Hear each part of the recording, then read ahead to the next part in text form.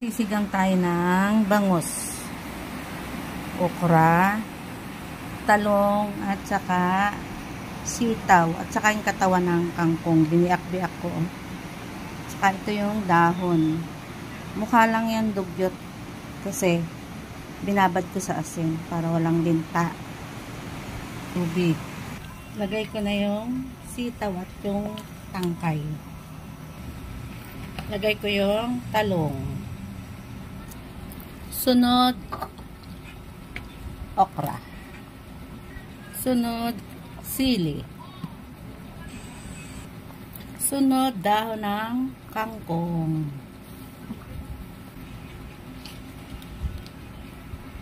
Sunod, pangsigang.